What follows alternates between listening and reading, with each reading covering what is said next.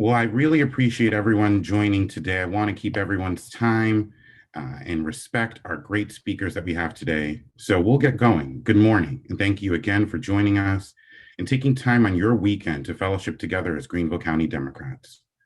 My name is Elias Valentine II, and I have the honor of serving as the chairman here at the Greenville County Democratic Party. On behalf of our entire team, I want to welcome you to our April meeting. We truly have an amazing lineup of speakers today. They have an extensive understanding of South Carolina political history in a way that is unique to Greenville and to the state. I want to start off this meeting with some personal reflections and thoughts. Later today, the leadership of our team here at the GCDP, along with members of our partner organizations, Democratic Women, Black Caucus, and Young Democrats, will be engaging in equity, inclusion, and diversity training. I am so proud of your team of elected chairs, Ruth, Sharon, and Jonathan, as this is something that all of us felt extremely passionate about taking part in and really focused on the execution to make it happen and make it meaningful. This training is not just an exercise we'll do to check off a box. Our team has committed to doing the work during the multiple sessions that we have scheduled, as well as the work in between those sessions through additional conversations, additional reflection, and additional dialogue to spur the change we need to see. The lessons we learn individually and as a group will be implemented into our revised strategic plan. It's important to me to have this codified in our roadmap because our plans, actions, and vision of where we want to go as a local party must truly explicitly say, this is the values we want to live out. We want to live out equity, we want to live out inclusion, and we want to live out diversity. Diversity is a strength. To quote one of the best elected leaders we have, Representative Chandra Dillard, it is our superpower. This past week was emotional for many people around the country. My heart goes out to the family of George Floyd because George will never come home. And in my perspective, true justice can never be reached because a life was lost. Listening to the many comments on the outcome of the verdict both saddened and infuriated me as so many people are so quick to celebrate and move on. Think about this. This is an excerpt from Eric Levinson from CNN, titled, "Man Dies After Medical Incident During Police Interaction." That was the original headline of the Minneapolis police press release on May 25th, 2020, in the hours after an unnamed man in his 40s died. Absent from the nearly 200-word post is any mention of officers restraining him on the ground, a knee on his neck, or any sense of how long this interaction lasted. Thanks to the video from the 17-year-old bystander, we now know what really happened. Former police officer Derek Chauvin murdered George Floyd, a 46-year-old Black man, by using excessive force, an unreasonable amount of force, when he kneeled on Floyd's neck and back for 9 minutes and 29 seconds. This past Tuesday, Chauvin was convicted on 2 counts of murder and a count of manslaughter in a Minnesota criminal court. In light of the conviction, think about how that original press release read. It's worth revisiting to understand the systematic ways that police statements and police actions can hide the truth with a mix of passive language, blatant omissions, and a mangled sense of timing. If not for those witnesses, recording this unimaginable experience with their cell phones. For those of us who are championing that the system works notion, I want to ask us all a couple of reflective questions. Do you know anyone personally who has been the victim of excessive force by the police, excuse me? What are you doing to prevent this behavior from continuing to happen, because it will, to members of our community? And would we have the same outcome if the witnesses didn't record the murder? It was a really emotional week for me personally, was texting friends who are in the fight. We have some of the great on the ground grassroots leadership in Derek Quarles and Bruce and Tracy Fant, who are peacefully demonstrating and rallying the community around these issues to keep it in the forefront. The only thing that keeps sticking in my mind is the idea of a broken clock. It's the concept that I can't get rid of after hearing so many people talk about the outcome of George Floyd's murder. And yes, a broken clock is right twice a day. However, that doesn't mean it's working the way it should. We need to think about that analogy as we look at the criminal justice system as a whole and take that and look at it separately from this case. Yes, I do believe the verdict was the right verdict, but we can't confuse that with the entire system working. If we do, we're making the same mistake as if we were hanging that broken clock up in our house and using that to keep time. We need to focus at this time, now more than ever, to dig deeper individually, to grow, to make sure we are exemplifying and amplifying the equity or inequity that exists in our community, the inclusion or lack of inclusion that we have in our community, or the diversity or the lack of the diversity that we have in our community. Now is the time to dig deeper. Let this verdict be a start to something, not an end. Thank you all for engaging. I really, really know that so many of you are in this fight for the right reasons. I hope you all see the link that Laura dropped. It's a great piece on 538 from 2020, and it talks a little bit about why police officers rarely face consequences for their misconduct. I truly hope you learn from our amazing speakers today. I'm getting the pleasure of getting to know Brett better, and I'm learning from him. And I have a great relationship with Conway and learn from him, and really have seen both of these gentlemen be in politics for a duration. And it's not because of their own ego. It's because they believe in what they do. So very, very, very excited to get to this program. So great to see so many of you today. And I want to drop the conversation and now move into our events piece before we get to our program. I hope you're catching our second Thursday conversations.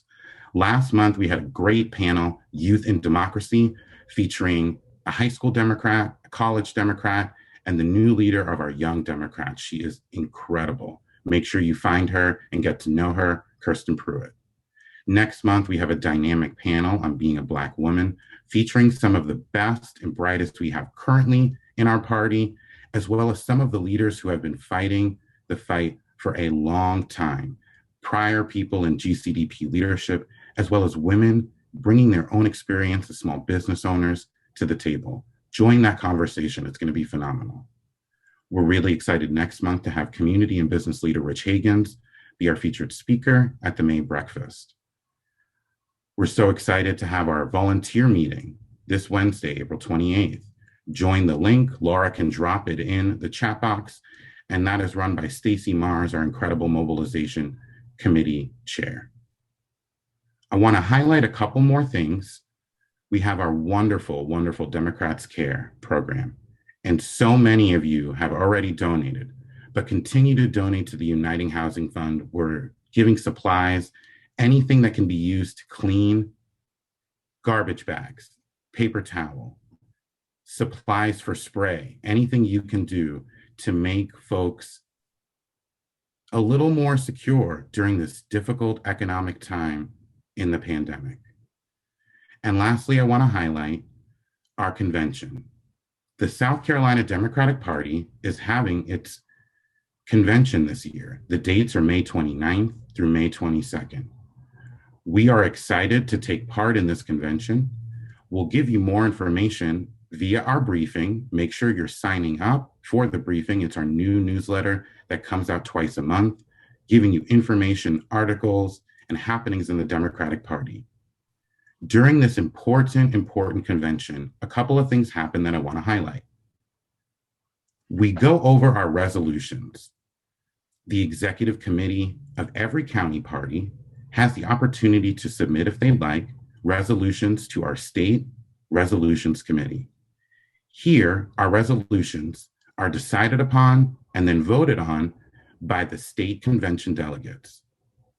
Resolutions can be as simple as we as Democrats believe in healthcare as a right, or it could be very nuanced but important as we are actively opposing the hateful legislation that is going on in the House against transgender athletes participating in high school sports. So resolutions can go very narrow or very general, and it's really a declaration of where we want to stand as a party. We also have important elections for our leadership. Our current leadership team serves for 2 years. During this election on May 22nd, you can vote if you are a state delegate. You have received an email from our amazing leadership team, our Secretary, Kate Franch, indicating whether you're going to be able to participate and vote. Please make sure you're answering Kate's email, and if you can, show up on May 22nd and have your voice heard. This is important. This decides who is the leader of our party, from chair to our first vice chair, second vice chair, and third vice chair. Once those elected leaders are selected at the May 22nd meeting, they then put up a treasurer, a secretary, and other folks that they'd like to see in the state party leadership.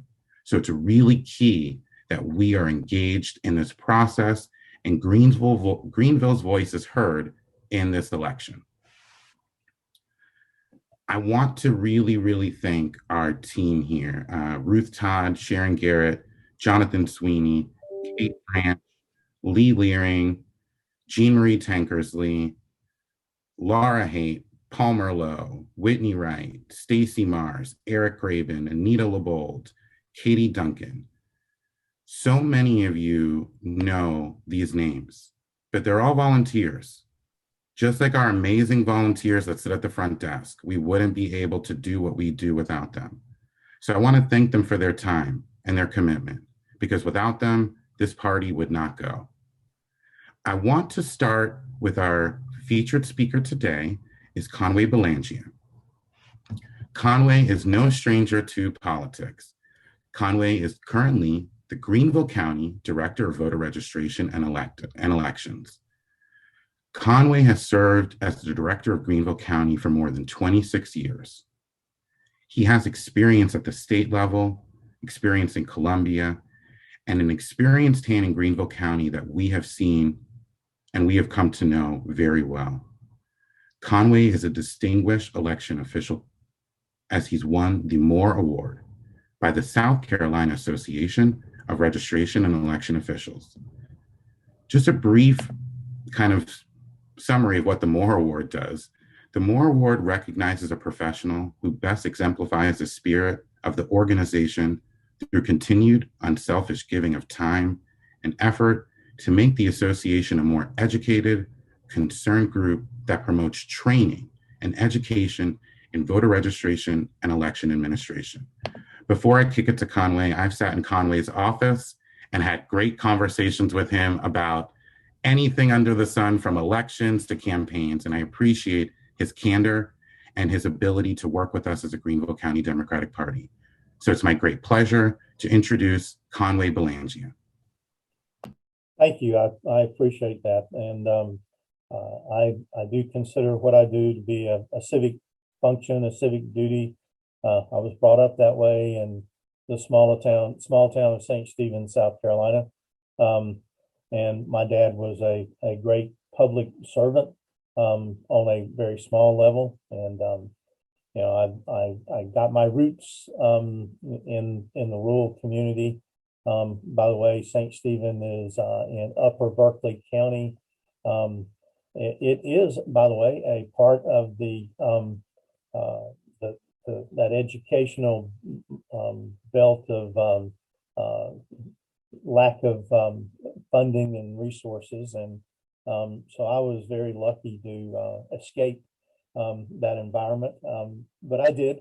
I migrated to the University of South Carolina and eventually worked at the South Carolina Division of Research and Statistical Services on reapportionment issues.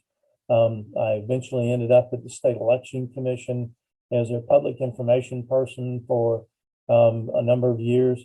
worked in Orangeburg County as their elections director for a couple of years before I came to Greenville many years ago. 1992 is whenever I came up to the upcountry, and while my roots and my upbringing was in the Low Country, my family and I have grown here in Greenville and put strong roots up here, and we appreciate that. As the director of elections and voter registration, it is an honor for me to serve in this capacity. I work with a lot of great people over many years, party officials, elected officials, civic organizations, and it's been rewarding, and I would hope that the growth up here has sort of mirror imaged the growth in population, which has been extraordinary. I pride myself on being available, and as you so brilliantly put, open. I don't mind talking issues and discussions, and I do go way back. In fact, Brett Bursey, who is also on this program, we go back many years, and back to the initial 2004 HAVA situation. We go back that far, but it's been an honor. Voter registration and elections in Greenville have, we've grown. We've tried to reach out as best we can. We're in charge of voter registration and elections, and that is a very narrow scope. We don't get involved a lot into really outreach programs because we're limited in our resources. We do pride ourselves here in Greenville of conducting fair and impartial elections, and I have a great staff, but more importantly, I have a tremendous group of poll workers that make my job easy. People who are involved in making sure things are done correctly and they're done efficiently, and in dealing with 13, 1,400, 1,800 poll workers in a major election, it's a task, and we deal with a lot of great people, and as always, we deal with a few people that are a fly in the ointment, and we try to minimize those issues and make sure that our precincts are run correctly, that voters are afforded opportunities, but most of all, that they can take some pride in the fact that the election itself is conducted fairly, impartially, and wide open. And so that's sort of where we're at. Here in Greenville, we have over 350,000 registered voters, 151 polling places. We need to increase our number of precincts, but with that comes the problem of polling places, which are always a problem. We've had a few more doors opened up recently with our COVID year and our reaching out and asking for assistance. The community has stepped up. A number of organizations have helped us.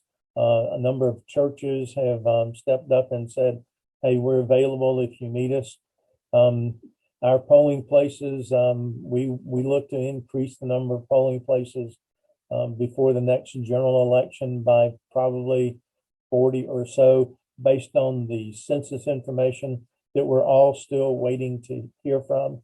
Reapportionment will take place, and from that, we will realign a number of precincts, especially our largest precincts that are causing a headache with long lines. We will continue to reach out and seek and try to train up poll workers for elections to make sure that they know what to do and how to do.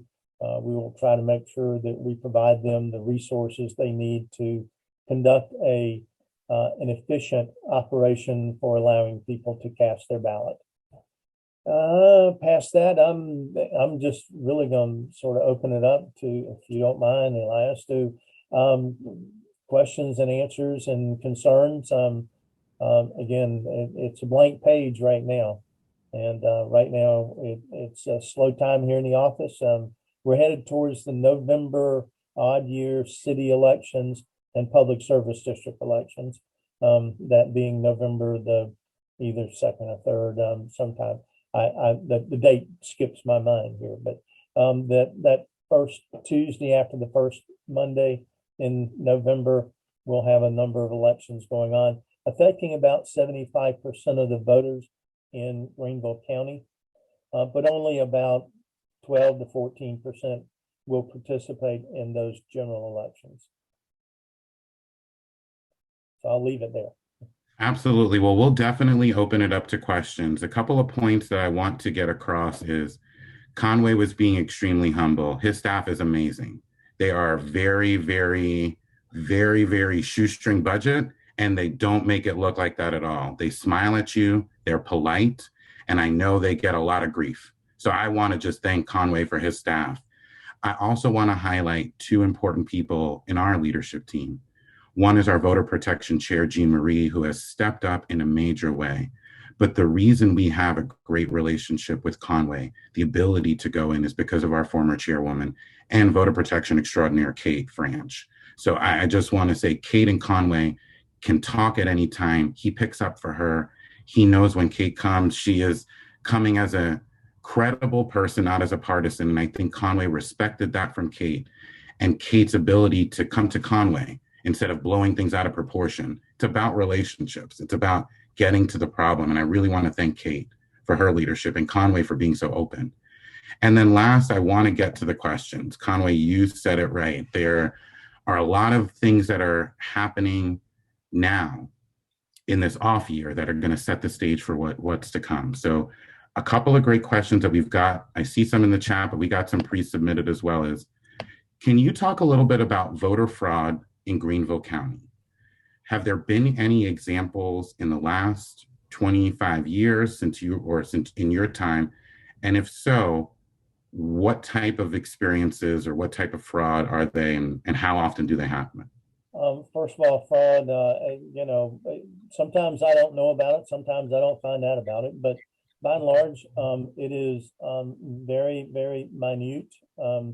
We have our checks and balances. We have our processes where it's difficult to defraud the system because we catch it up front. Over the years, probably the biggest, and this is, I say biggest problem, but it's really a small problem of people who have attempted and or voted twice by voting in a primary. Voting in an absentee process and then voting in a general at the polling place. They actually vote they vote in absentee and then vote in person. That's we get most of those, but every now and then we have a few to slip through because of timing. Whenever we're voting absentee on Monday before an election on Tuesday, we've had a few people to try to vote absentee on Monday and then vote on Tuesday. And it's, again, difficult to catch, but we've caught them in those situations. We've turned that information over to law enforcement. And, after that, it gets out of our hands. We've had maybe some people who have registered to vote that should not be registered to vote. That's also a difficult task. The application, which is federally mandated as well as state mandated, we have to take people on their word, and sometimes people will not understand what they're doing.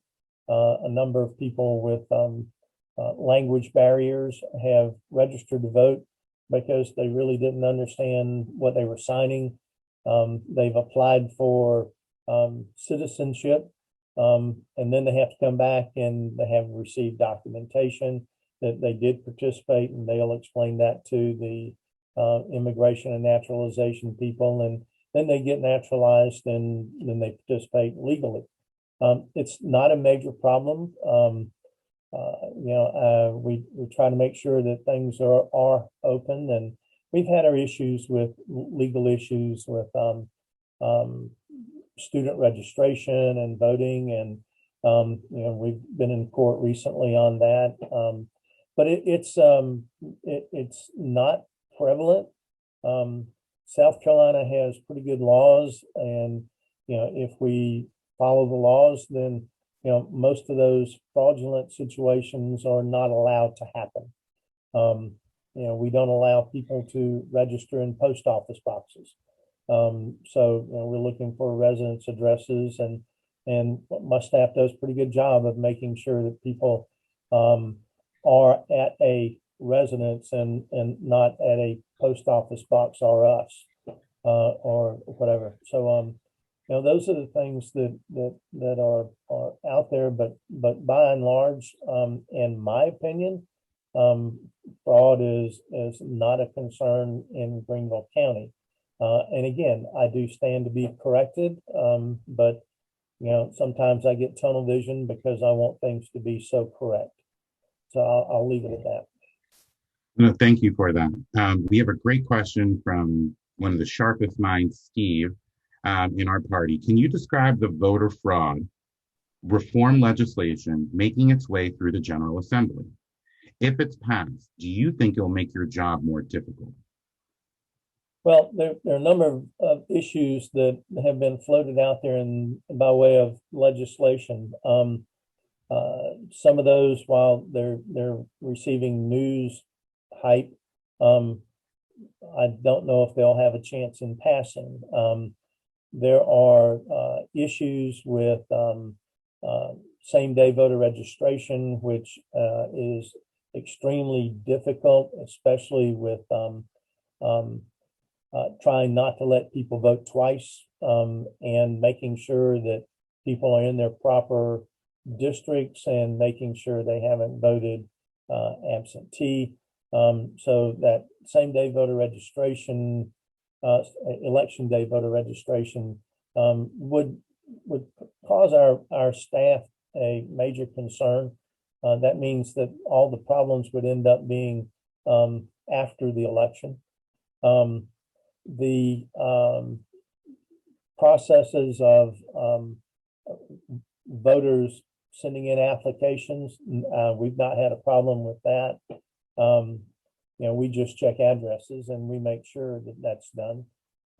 People need to keep in mind that the highway department is not voter registration. They just send the information on over to the voter registration office, and then people get registered. And that's why, we check for post office boxes and things like that. And on the absentee system, which got all the hoopla in the past election, we in Greenville have the resources to check signatures of voters, and we have always done that. We were told by the State Election Commission to stop doing that, and so we did. But that's one of those cases where, while we don't turn down many absentee ballots due to a bad signature, we do catch a few where somebody in a household will vote somebody else's ballot, sign it, and send it in. Well, I'm sorry, you didn't request it. This isn't your ballot, and ballots are issued out to a specific voter. They're not generic. We don't send 5 ballots into a household and say, vote them as you want. An absentee ballot is very specific, and that sort of separates us from other states and how they may do things. Right now, absentees are requested. That's probably going to be up for debate, but I like the idea of if somebody wants to vote absentee, request it. Let us know. We'll get it back out to you. We voted a lot of people absentee in the last election with very few problems. There are issues about, and I've seen a question to jump up about drop boxes. Now, South Carolina law currently says that if someone other than the voter is returning a ballot, that they have to have written authorization to do that. Now, that's South Carolina law. So the idea of a drop box causes a problem with that, because if the voter themselves is not dropping that ballot in the box, then there has to be a authorization. And so that becomes an issue. That's why we did not adopt a drop box issue. We did adopt and put into play the ability to drop ballots off at locations without having to stand in a 2-hour line for absentee voting. And our mail system did work very, very well, in returning ballots. Other states and other jurisdictions had some problems, but we didn't. We returned about 94% of the ballots that we sent out. And that number's been pretty consistent over time, even when the mail system was a whole lot better than it is now. But the mail system causes a heartache in that process. So after beating around that bush a little bit, then I hope I sort of covered that area. It's just it's a magnitude of phenomenal votes, and to think that we voted 200,000 people in the last general election here in Greenville County. If you think about it, that's pretty phenomenal. And we take on the task individually, and we try to adhere to state law as best as we can. Thank you, Conway. And another follow-up question to that is, what can average citizens on this call or volunteers, in your estimation, do to prepare voters for the next election? What can average people do to help prepare you and help your job make your job easier for the next election? Two real issues on voter registration, and then I'll discuss elections. On voter registration, one, make sure that people are registered and that they're registered at their proper address. And we deal with address changes. Those address changes slow down things at the polling place, where people show up, oh, I didn't change my address. I now live right down the street here. That really causes a problem for us. The ID issue, especially in the older communities, assist people in making sure they have that proper ID to vote at a polling place. If they don't have a valid South Carolina driver's license or the ID card, and they have difficulty, as long as they get registered, we can get them the picture ID. It's free out of the office. The kicker is that they have to be here in order for us to take the picture. But now is the time to get into some of those issues that hide in the bushes until election day, and correcting the address and making sure people have that proper ID. If they have difficulty with that, are two major issues under voter registration. As far as elections go, I totally believe that the absentee system is excellent. It works good, and it should address those issues of people who have difficulty getting to or standing in line at a polling place, or totally homebound, or they're assisting a homebound person. I think one of the scary things is the narrowing down of some of the absentee voting provisions. They want to, there's a move to reduce those possibilities. For instance, removing the reason that you're attending someone who's physically disabled or sick. I think that needs to stay in there, but there's a move in to take it out. And I don't think we need to be reducing the reasons to vote absentee. Now, of course, the other side of that coin is no excuse absentee voting. And you still have to request the ballot, but you don't have to have an excuse to request the ballot. That we've promoted that as election officials for years, and that means that anybody who wants to vote an absentee ballot can. Now, that is very close to early voting, and but if we're going to do early voting, then let's make it a viable process, properly funded. Right now we don't have the backing and the funding to do early voting. But if it comes about, it's not going to be an inexpensive proposition, because you're talking about numerous places.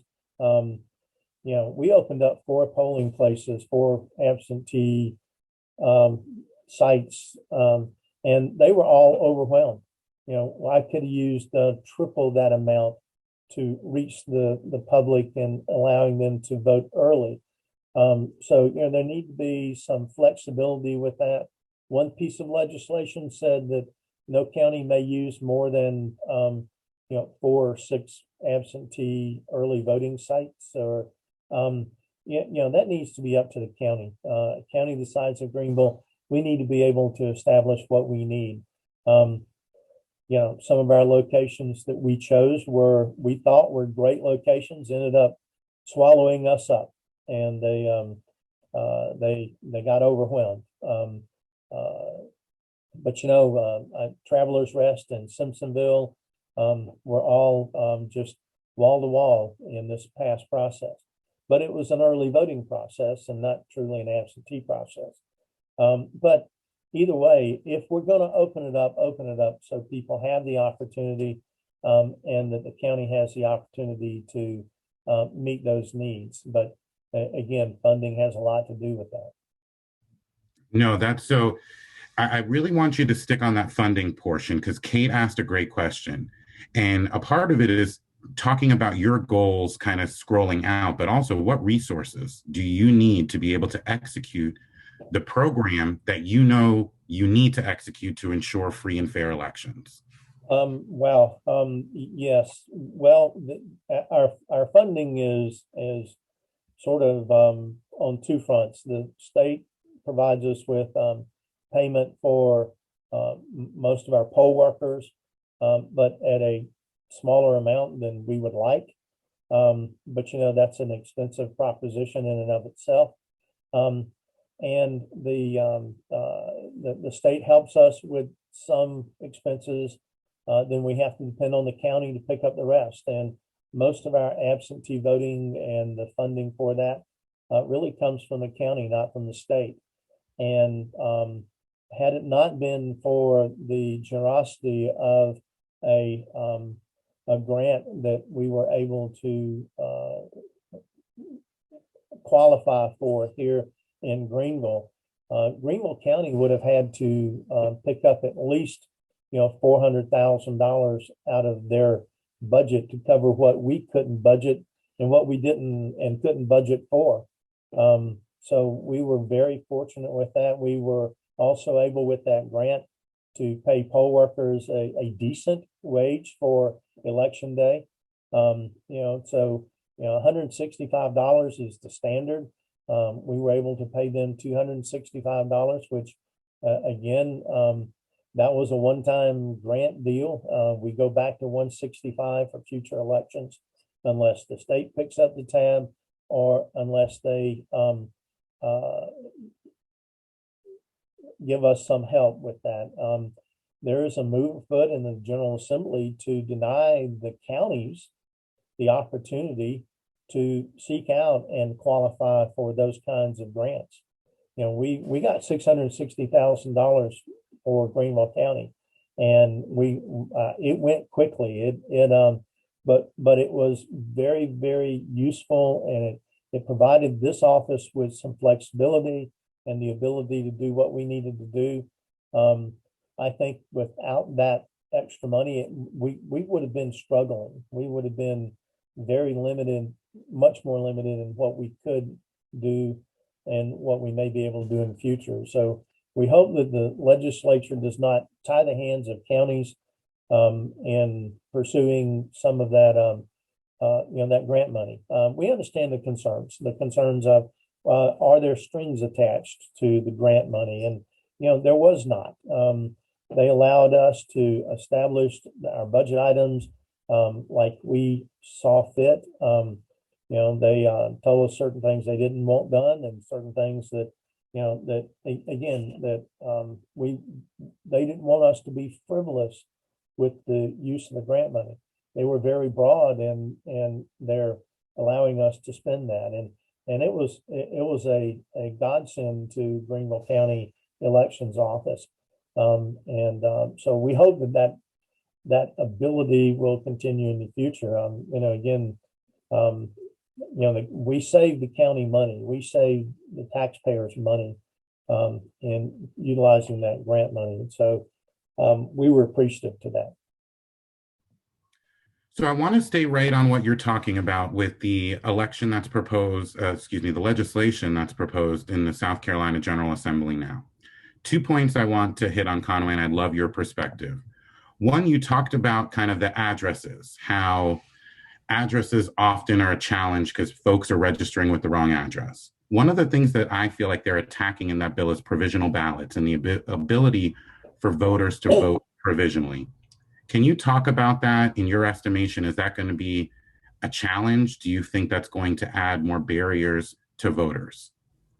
Provisional ballots serve a useful purpose in that it allows us to do our due diligence to make sure that it is not a fraudulent situation.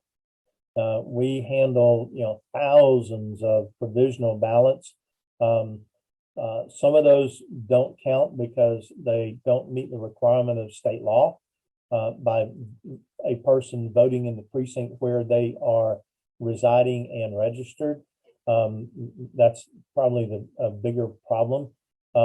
Address changes we've dealt with our what's called fail-safe voting. That's the ability to vote even with an address change, and 95% of those count. 5% won't because we find out, well, it really wasn't an address change. This person's not registered to vote or whatever. But we do count a huge majority of our provisional ballots. But those that are not address changes, about half of those will count, and about half of them don't, based on state law. And we make sure that we're following those state provisions. Provisional ballots, again, the number of them overwhelm us by the time we get everything in and we certify the election. In the case of general elections on Friday, this past election, we actually delayed the certification process by about 2 hours because we needed time to finish processing and making sure that we reviewed all those provisional ballots to make sure that they were true and correct. And, I don't know if we need more time between the election and the certification, or, do we need to refine our provisional processes? But as an election official, I like provisional ballots because, again, it allows us to do our homework to make sure that everything's being done properly. Great. And then one thing that you talked about was the resources and the allocation and how you're doing a great job, but there's never enough resources. One of the changes that's very scary to me in the bill for several reasons, there's the proposed witness identification requirement. And it seems to indicate that a witness must be, one, a registered voter or have a driver's license when they witness that person on their ballot. They have to put that number on the voter register or their voter registration number on that envelope. It seems that your office is going to be doing a lot of extra work, having to check on people, match those witness signatures, checking voter registration numbers and driver's license numbers. Is that going to be an extra undue burden, specifically with time? And are you prepared for that change? First of all, if the change would be a major change, because right now a witness can be anybody. And so we can't check a witness signature. We can check a voter signature. and we do in Greenville check voter signatures. If they put that extra stuff on a witness, it would be definitely an overwhelming situation to try to verify a witness and that information. And did they give you a good voter registration number?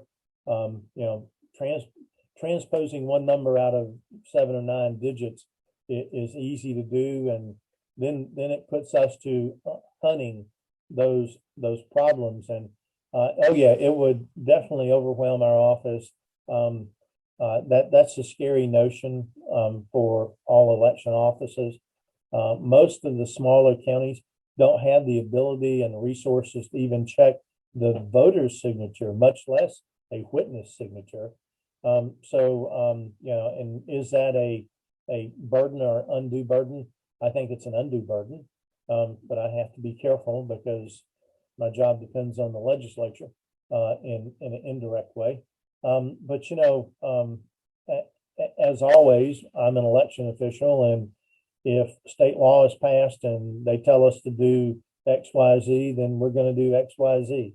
If they pass a law and they do away with X and only Y, Z we have to do, that's fine too. We'll do it. If we're told to scrap our voting system and count ballots by hand, in every precinct for every office, that's probably going to cause me to quit, because that's a magnitude of that I'm not willing to put my reputation on.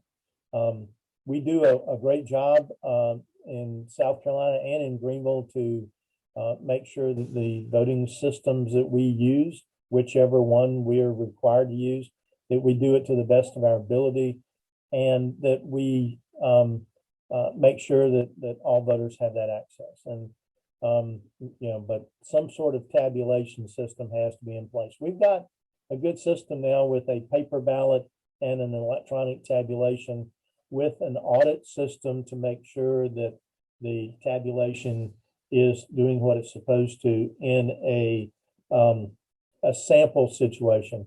We don't go count every ballot that's cast, but we do take certain precincts and we do hand count to make sure that the tabulations are doing their proper function.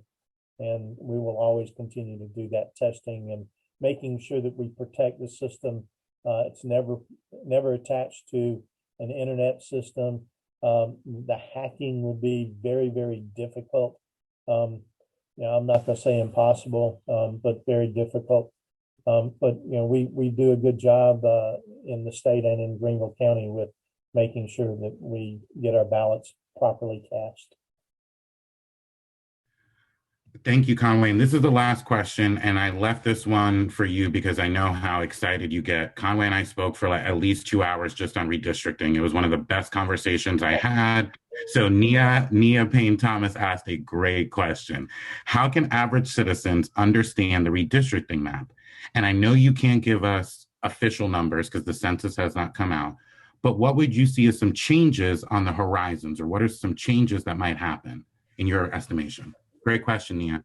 Okay, yeah, great question. I'm trying to think of a better way to explain this, but sort of look at a map, a county map, a state map, and put dots on it based on every voter, or every 10 voters, or every 100 voters, or every 1,000 voters, and you're going to put dots together in equal numbers over that entire map. Where you've got cities and population centers, you're going to have a major concentration of dots. Well, guess what? That means you're going to have a major concentration of individual single member voted districts. You always understand that the northern part of Greenville County and the southern part of Greenville County will have the larger districts in terms of land area because there's less population. As you get into the city of Greenville, the city of Malden, and Simpsonville, and places like that. That means that those districts are going to be drawn smaller for that function. And all these districts are different sizes. County council will have districts of 40,000 people. A House district could be 50,000 people, or vice versa. A Senate district would be 80,000 people. And all these districts are, they're not drawn all together. They'll draw the House districts, then they'll draw the county council districts. By the way, that's two different organizations. Then they will draw, school board districts, and then they will draw congressional districts, and they're all being drawn, some by the same group, but mostly by different groups, but with different ideas and different numbers. And so it's a mixed mash, and becomes very difficult to explain whenever you take all of those districts and put them on one map. You can't read the map because they all cross over and subdivide, and it just makes it tough. Anybody wants to come in our office and look at what we have on the walls, it's amazing. And you have to go from map to map to map and figure out where you live and look at what your districts are. Who draws the districts? The General Assembly will draw the House district maps, the Senate district maps, and the congressional maps. The General Assembly will be the final say on the school board maps. County Council will draw county council maps. The individual city districts in the city of Greenville and the city of Greer will be drawn by the city of Greenville and the city of Greer. Now who they contract with or who they use to formulate those plans and present them, that's up to the body that's drawing the lines. The legislature will use their own staff. They will also probably use staff from another agency. The counties and the cities will probably contract with various, hopefully, agencies to draw theirs, but they could go private with the drawing of their lines. But the final say is with that governing body. So hopefully that helped get the answer to that question as best I can do it. Here you are. Yes, you did. And Conway, we can talk all day. I know there are a million other questions, but I want to definitely give Brett his time as well. I want to thank again Conway for taking his time. And I also want to tell you, many of our members personally told myself and our communications director, they appreciated the way that you all enforced the COVID restrictions. You guys were very diplomatic, but made sure people had masks. Your staff made sure people were socially distanced. And for me, I want to thank you personally. And a lot of our members noticed that. And we want to thank you because it was the right thing to do. And we know the right thing to do isn't always the popular thing to do. So we really want to thank you for that. We were following as best we could the CDC guidelines, and we wanted to make sure that people were as safe as they possibly could be. It was a difficult situation, but the voters stepped up and our poll workers stepped up, and we didn't have any complaints, and that was wonderful, considering the magnitude of what we undertook and just the size and the scope. Thank you for the opportunity. I'll wait to hear what Brett has to say. I appreciate his work and his service to the state of South Carolina, and I just wanted to make sure that you knew that, Brett, before I mute myself here and listen. And again, thank you for the opportunity. I'm open anytime.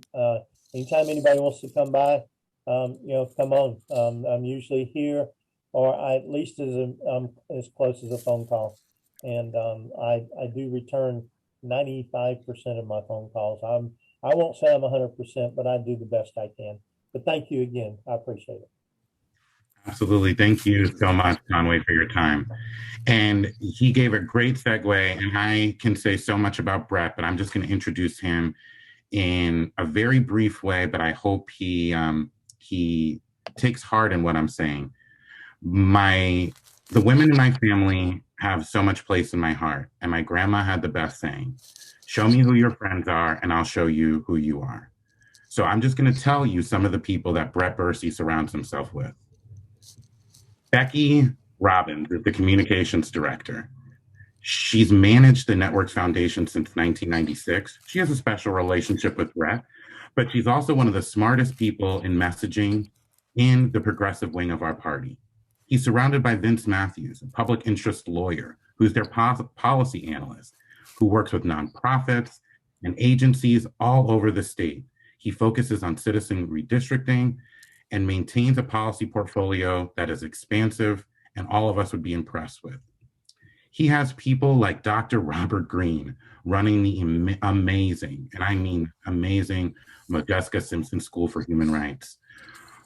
Dr. Greene is a huge, huge influential figure, not only in Claflin University, but also in the spirit of telling the history of South Carolina in the way it should be told, with the unvarnished truth and the ways in which systematic oppression was held upon communities within our state. He has people like Miss Marjorie and Kyle, the co-chairs of his board. But Brett Bursey has been a fighter his whole life. He originally went to the University of Georgia. He worked on organizing by fighting against the gubernatorial candidate in Georgia, moved to the University of South Carolina at Beaufort, then eventually moved to the University of South Carolina, where he began to implement and focus on building Grow, which was a program and an institution that was involved in making sure that civil rights and human rights were at the forefront of change in South Carolina. Brett took over in 1996 as the founder of the South Carolina Progressive Network. Brett is someone who speaks his mind and someone that I'm so excited to get to know better through this process. So Brett, I know I can talk about you for days. I hope I gave you some justice on your introduction, and I really appreciate your time and the fight that you've done for all of us in the. Well, thank you, Al. I appreciate it. And Conway's right that we've had a reasonably long relationship, and I find that Conway does a good job. We've had some differences of opinions, and the latest one I actually feel that we won in terms of people getting to register from their and vote from their, if they live on campus somewhere. But other than that, the relationship that we've had with the Greenville County Board of Elections has been quite good. And one of the things that just drives me crazy, and I'm sure makes Conway pull what hair we have left out of his head, is that people with the social media today being your main source of information, if something bad happens somewhere, you think it's happening here. And so I'm getting, I mean, we get calls from people that are reasonably intelligent legislators about how we've got to ward against what's happening in Georgia. You can't do what's happening in Georgia here. We registered for life in South Carolina, and there are only a few reasons you can lose that. And so the purges and the caging, they call it, when you can do like a direct mail and then go into Conway's office and tell them that these people have moved. It's not that easy in South Carolina. So we have to pay attention to who made the rules of the game we're playing. And let's call democracy a game because it helps understand it. And we need to know who made the rules in order to be able to play the game, who benefited from the rules when they made them, and who benefits now. And this is part of what we teach in the Modjeska School. They'll mention that. And it's one of it's foundational that you can't solve problems unless you understand them, and you can't understand them unless you study them and unpack them. And one of the things that is a reality in South Carolina is that the Constitution that we're operating under was written in 1895 with the express purpose, clearly expressed and articulated loudly, purpose of disenfranchising black people.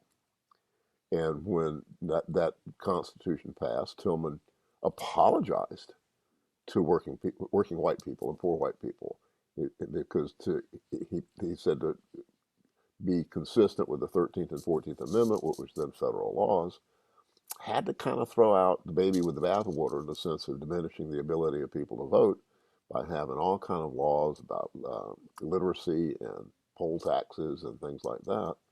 And though we have historically had a system that goes way back, I think Columbia in 1824 was one of the first towns to have voter registration in America. And they would post the name of the white male citizens that owned property over 21 years old on the courthouse door, and they're the only ones that could vote. And so voter registration itself it shows you who's running the game, and that this is the only advanced democracy where you have to register to vote. I mean, what's the difference between a citizen and a registered citizen? That's to prevent people from voting. But voter registration has always been used to prevent people from voting. And we have a situation now where that you take the voter's oath and you sign the voter's oath and you swear you're abiding by these things, and that you get to vote. And over the years, I think we did one in 2000 and another one in 2010 where we called all 46 county election offices and talked to the voter registration person and asked them what they did in a series of questions about how you let people vote and what issues you have with, say, someone not having an address or someone who is a former offender.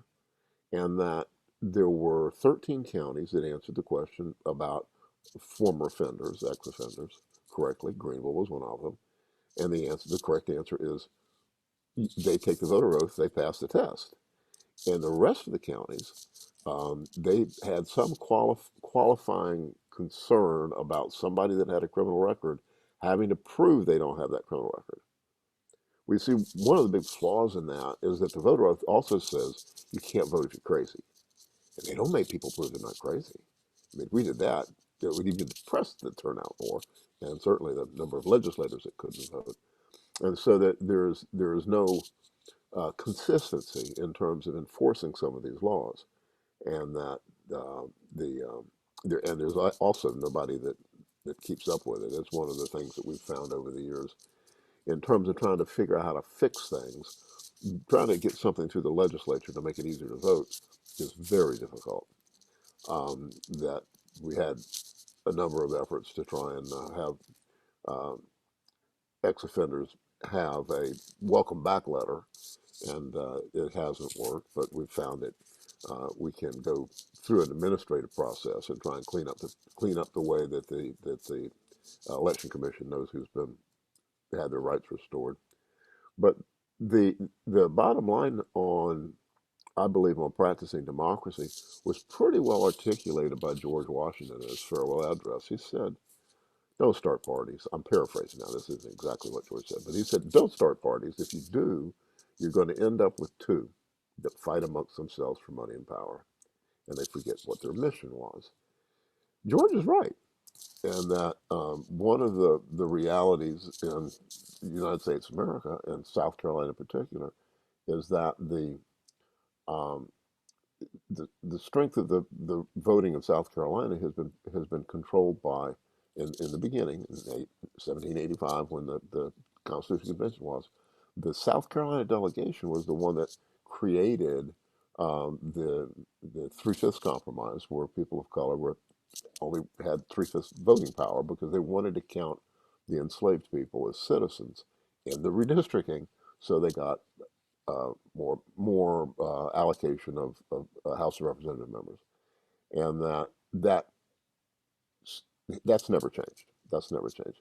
We saw certainly by the 1895 Constitution um, the diminution of black voting and black people being elected pretty much completely.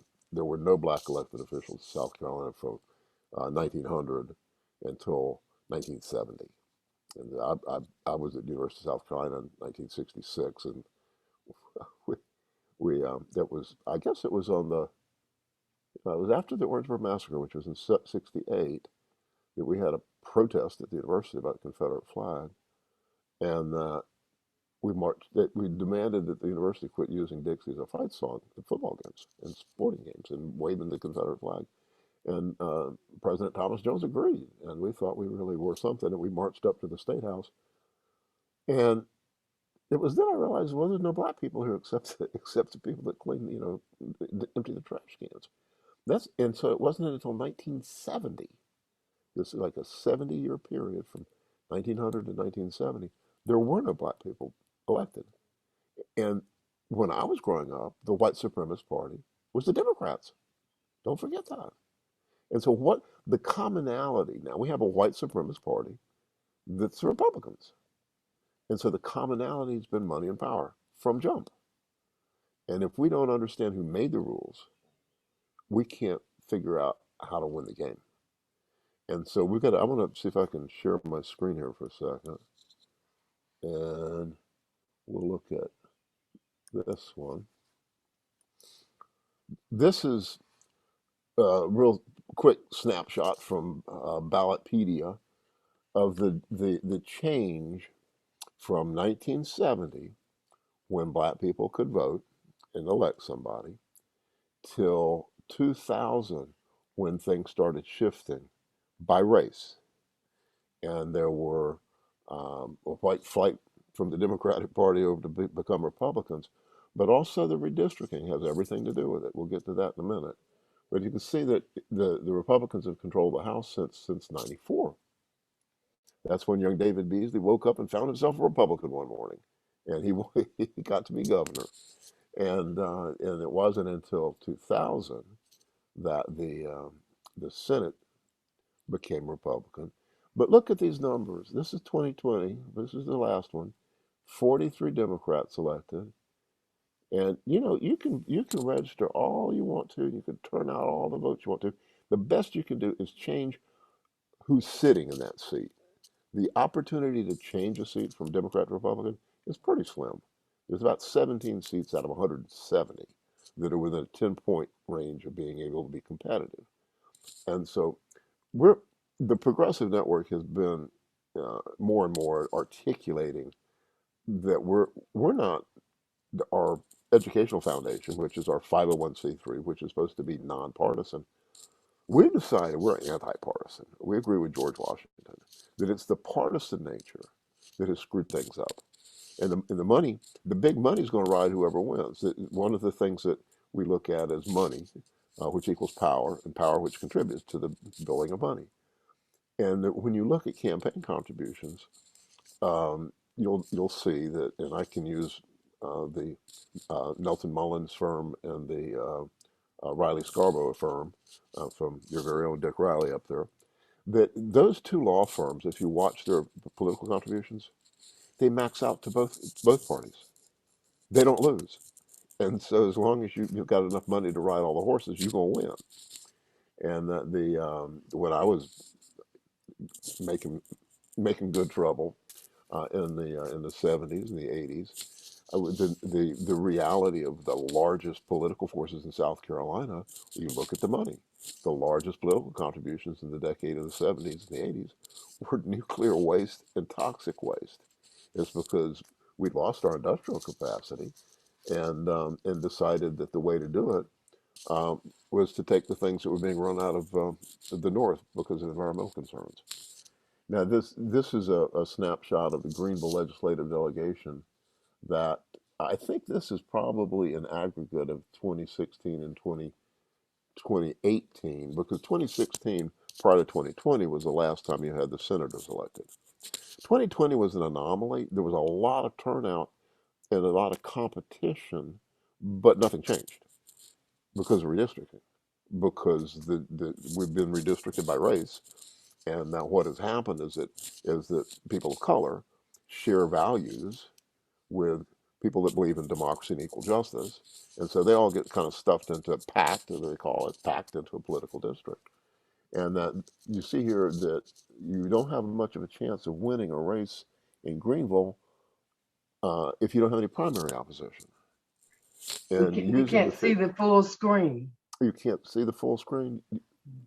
Oh, let's see. No, I'm screen sharing. I'm sorry. I have to stop share and start share, and change the one we're doing. There you go. Now do you see the legislative delegation? Thank Okay. And so this question of who wins, you can't just say, well, like my Republican legislator does in Lexington County. He doesn't understand gerrymandering at all. Brett, we just have to get more people registered to vote. No, coach. He's a coach that's taken my seat from Rick Quinn, who was indicted.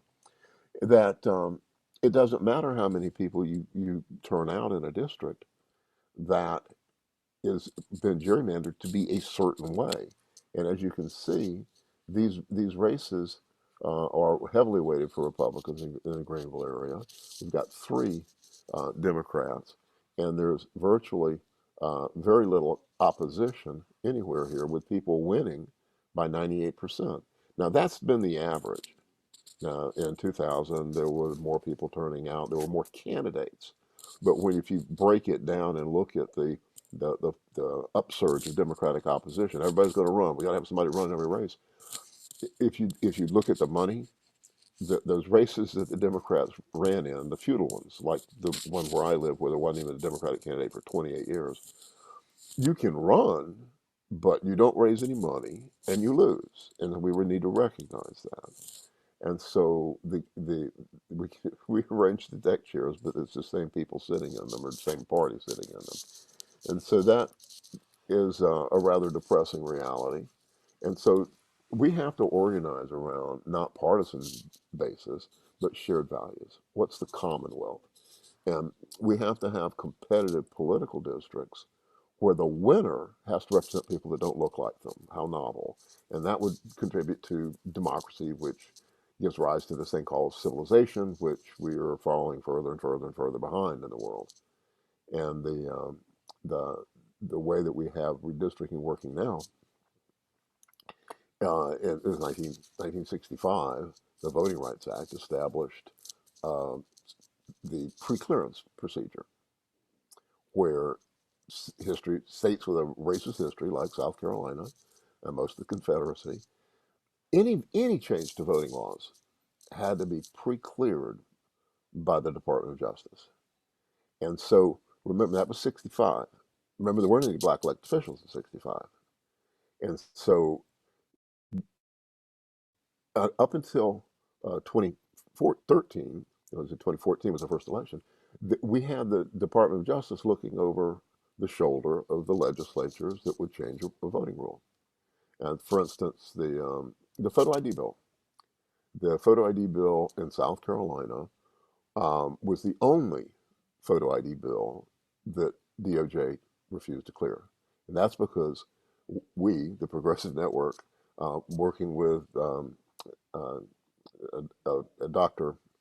Brenda Williams in Sumter, who's a friend of democracy. Dr. Williams is an elderly black doctor. Her husband's an elderly black doctor, and their patients are elderly black people, and they've been there 50 years.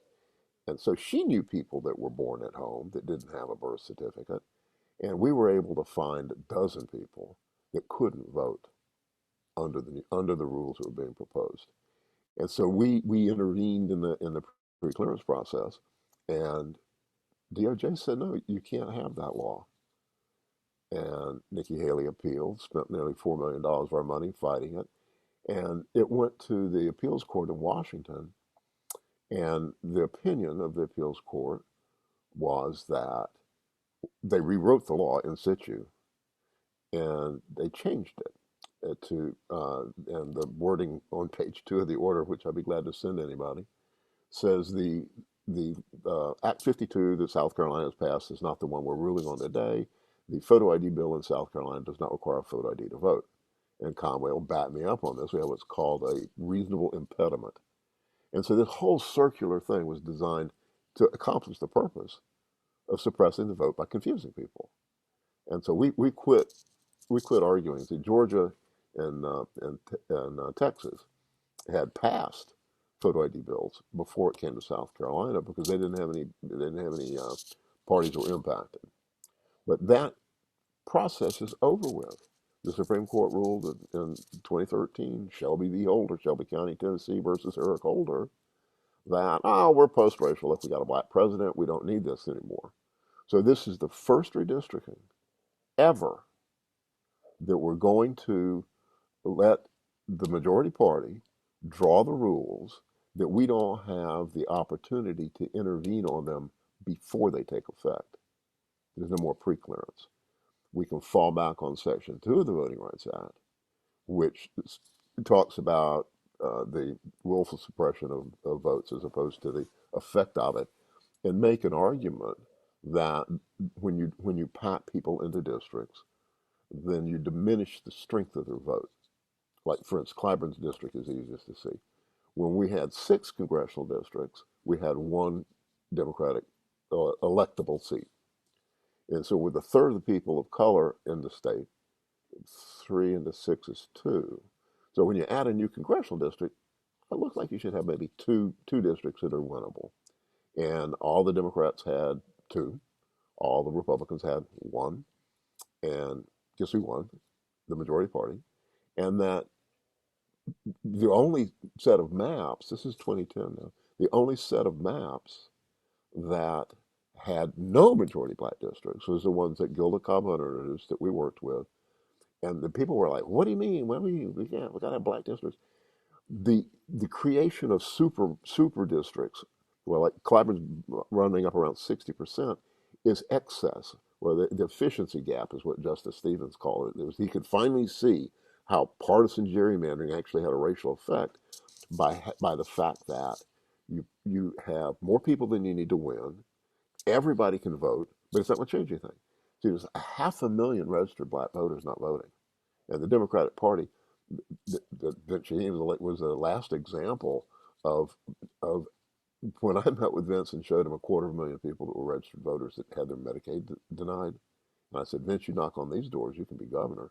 He said, I can't touch Obamacare. He had to go out and win 5% of the Republicans that didn't vote for him when he ran against Nikki the first time. He only lost by a little over 4%. And he blew it.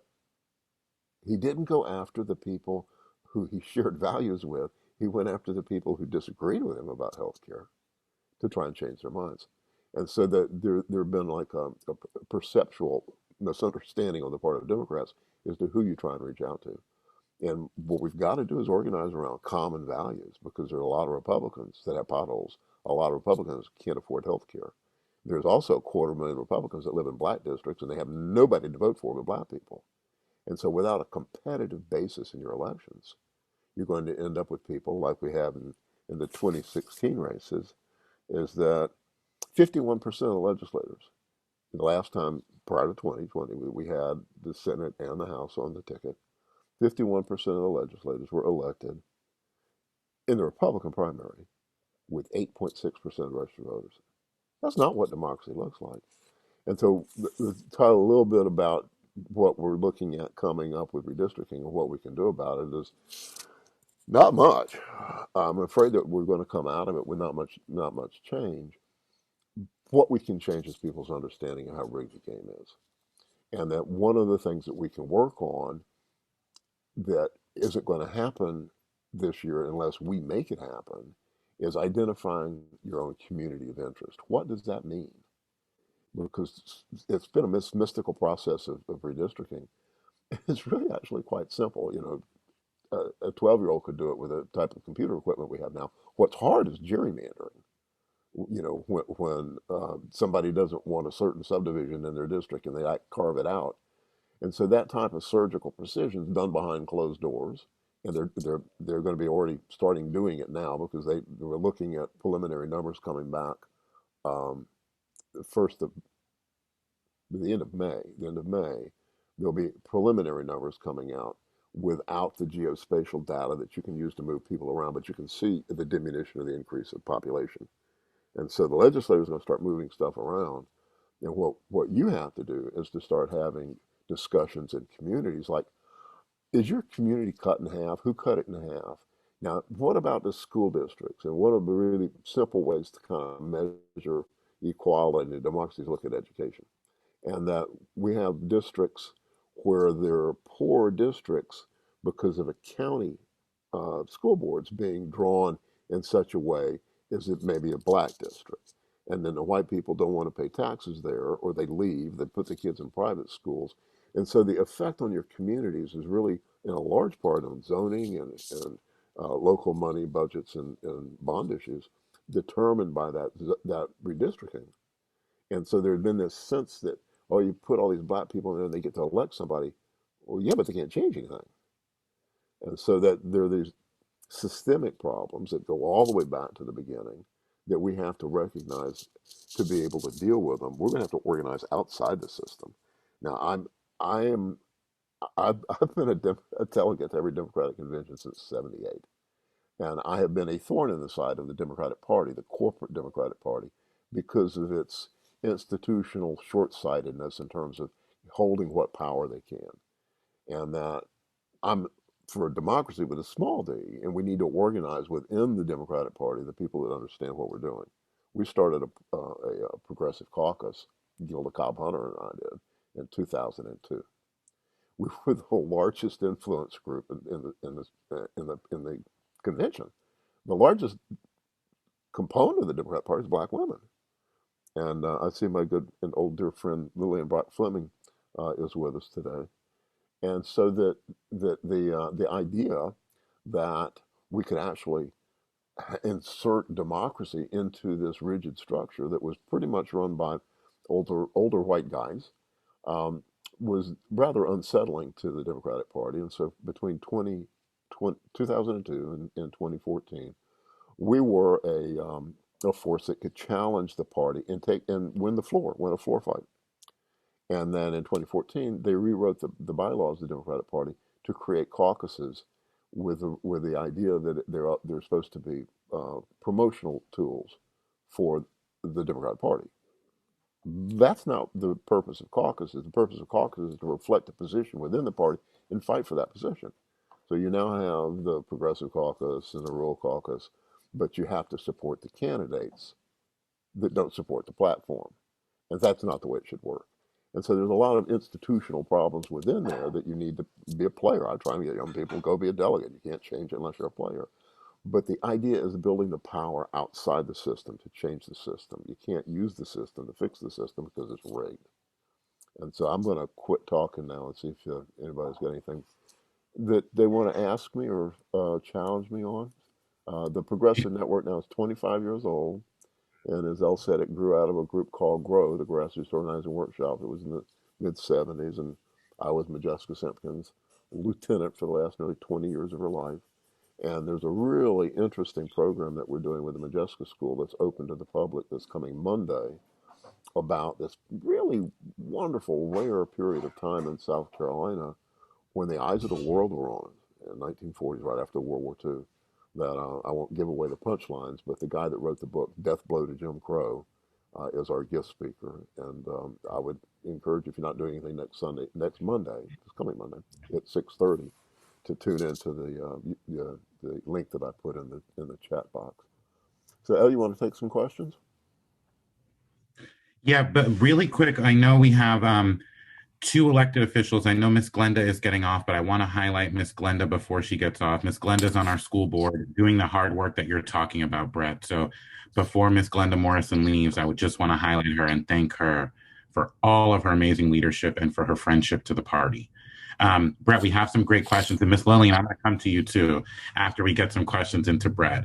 Brett, talk about what you think the For the People Act can do for South Carolinians, specifically South Carolinians that are voters. Well, I mean, there's very little that we can do to affect federal law. And then you're talking about the bill in U.S. Congress. Yes, sir. It saddens me for people to get all excited about calling Lindsey Graham or my congressman, Joe Wilson. It's not going to do any good. And one of our old sayings within our work in the Progressive Network is we can't change D.C. till we change SC. So we have to work on local angles. I mean, it's like the difference between organizing around universal health care or Medicaid expansion is that Medicaid expansion is controlled by the governor of South Carolina. So if you can find a local hook to a national issue, then that's a legitimate thing.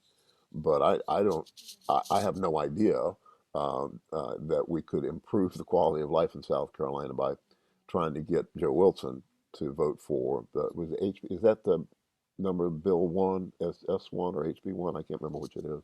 Yes, sir. HR1, yes, sir. And so, yeah, I think it'd be a great idea. It was one of the, we belonged to a group for a long time called Why Tuesday. Why do we vote on Tuesdays?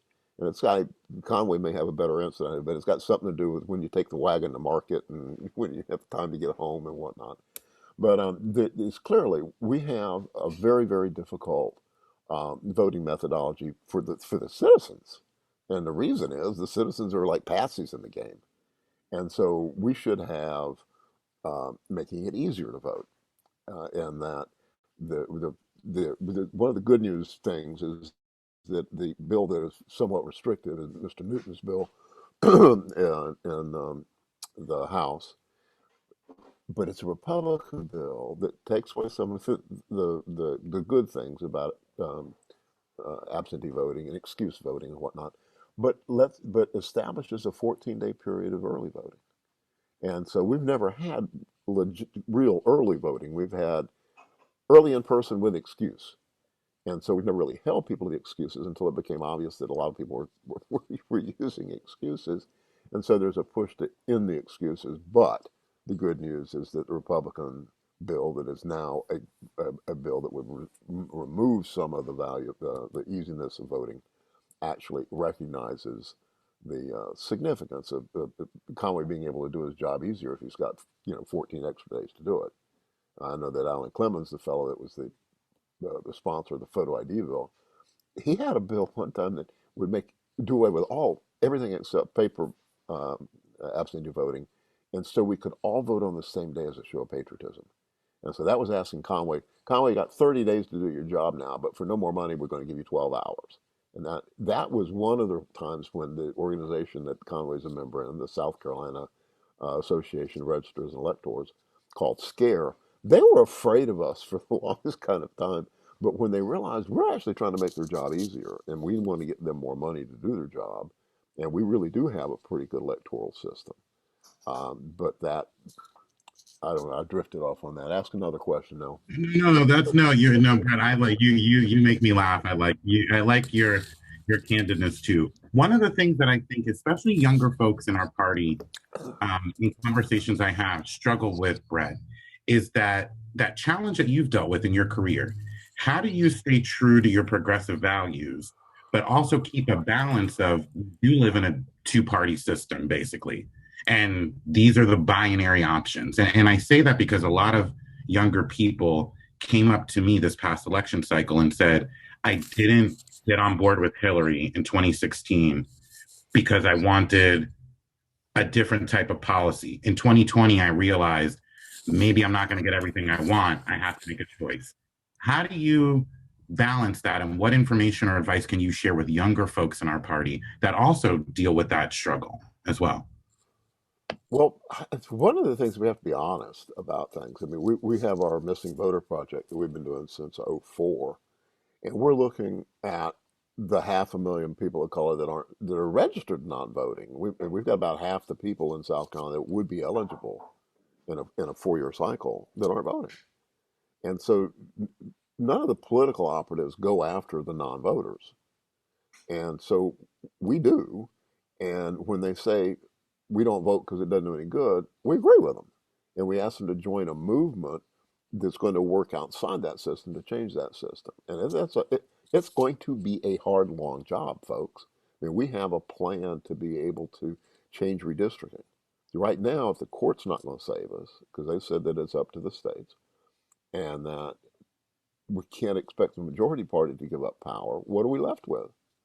And so we have a plan that we've hatched that's going to take what we haven't had, which is leadership, bipartisan leadership from Republicans and Democrats. We've almost had it, to be able to call for using a local petition drives. Say in Greenville, if you got 360,000 voters, you'd need 15% of them to be able to pass a county ordinance that says the voters, or the Constitution allows the county voters or city voters to do something we can't do statewide. See, the only states that have taken power completely away from legislators to draw the lines are states where people could put a ballot initiative on the state ballot and change the Constitution. We can't do that in South Carolina. Most states can't do that. 27 states can't do that.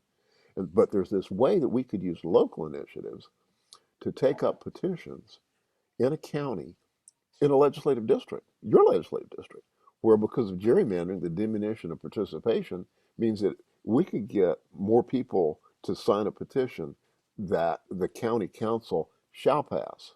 You get 15% of the people to sign something and submit it, the law says the council shall pass it or put it on the next ballot to vote on. Well, if you've got more voters saying we demand that the politicians let the people draw the lines instead of the voters get to pick the people, at some point the politicians are going to realize you've got more votes than they do, and they're either going to get on board your train and say, "Oh yeah, let's let the people draw the lines, and we'll just have to be competitive, and we'll just have to vote for at least a common sense center where we agree that most of us have things of share in common." So it can be done. There is a plan. It's a long plan, and I want to point out that we still haven't passed the Equal Rights Amendment in this state. And how long did it was 70 years black people couldn't vote. And so today, the young people today, they want to like push a button, boom, happens. No, it ain't gonna work that way. I think that this redistricting that's coming up, people are going to understand if we work hard and don't get much change, they're going to understand the situation we're in. And there's like a death knell of democracy. And that we're seeing this rise of new nativism, they call it, stone cold racism. And that the reality is becoming starker.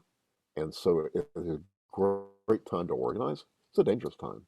And so I would tell young people, it's very difficult to look at the system to see implement your values. One of our sayings is, you're the first front in your own revolution. And we believe and organize around the revolution of values that Dr. King called for. And so we need a shared community that shares those values. And that's what we're building, not the Democratic Party Incorporated that is stuck in this box that it can't get out of.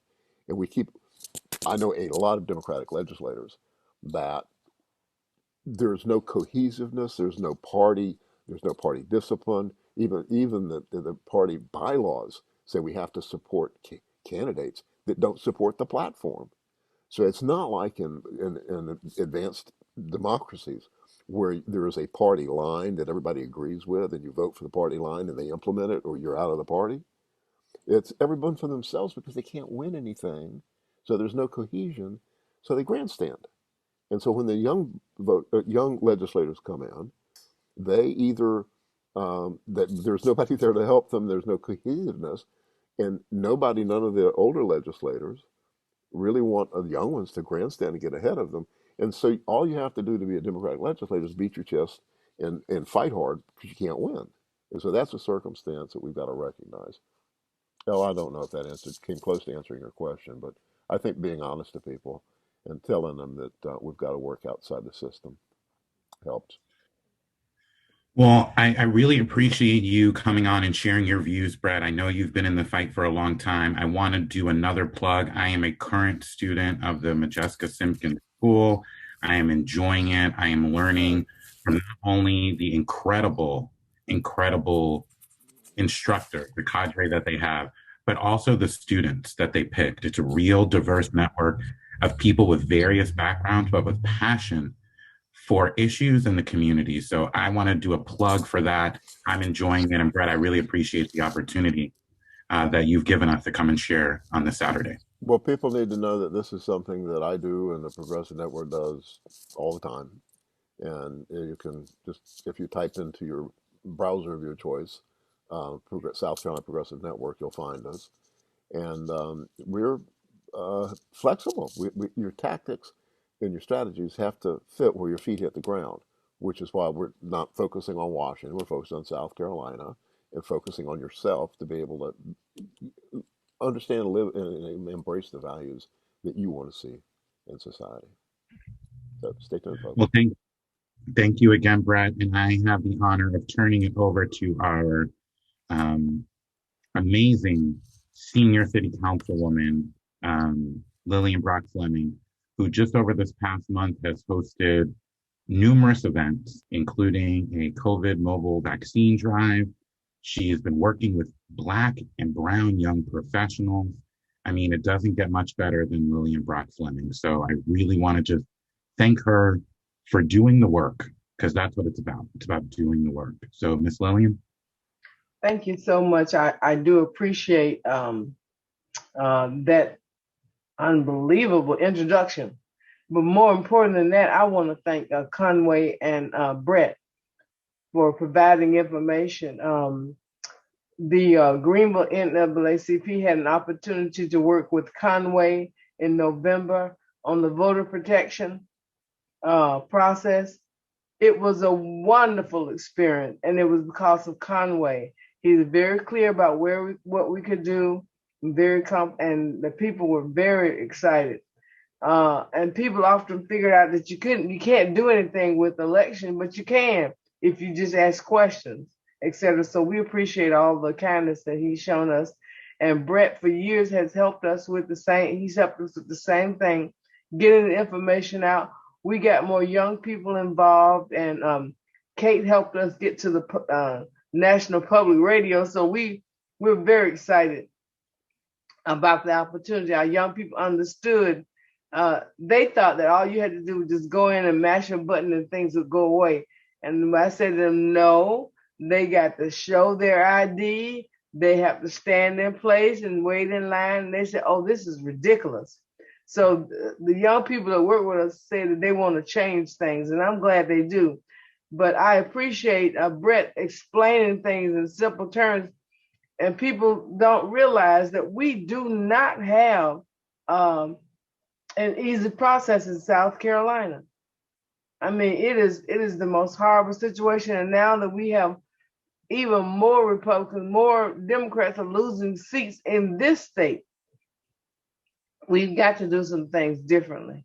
And I appreciate the work that the Greenville Democratic Party is working on. And so hopefully this will help those few people who are here this morning to see how we've got to change some things and move forward. And thank y'all so very much. I appreciate all the support that y'all have given me over the years. And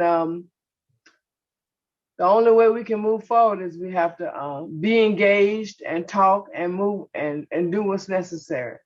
And that's why I probably under doctor's care right now with bronchitis and some everything else, because I'm always doing things because nobody else seems to be doing it. Even I talk to Black elected officials, and if I didn't have Chandra, I would not have anyone in the state legislature to do anything to help us to move forward. And I mean move forward, I mean get the information to the people, share the information, because if this information had been shared all of these years that Brett just showed us now, trust me, some of our younger people would have been in totally different situations, because we have some young people who are wonderful. They are the reason that we are where we are now, and they can move forward and try to get this stuff done. And we need everybody's help because, hey, these elections are getting ridiculous. And so I think we need to do a little bit better. And I think we just need to at least say thank you to the people who are doing something sometimes, etc. So I always call Conway and thank him and let him know I'm going to wreck his nerves in another couple of weeks. But that's okay. But he'll answer my call anyway. He is right. He will answer my call. And I think everybody in his staff knows who I am, because I come and I'm always bringing people at different. It's got to happen. If you're not involved, then you're not making a difference. And we can't sit there and talk and wait around for other people to do work. Eli is chair, but he is one human being. If the rest of us don't write letters, make phone calls, and yes, sometimes they don't pay you any attention, but at least you're in the number. We've got to do that. So I hope we will do better. Thank you so much, and y'all have a blessed day. Thank you, as always, Miss Lillian. Praying for you for feeling better. Get some rest, because you are out there. I love that. Last thing I want to highlight is the Greenville County Democratic Party, along with so many other great groups, is offering a COVID assistant project. You can call into our hotline. We can get you scheduled. We can offer you a ride.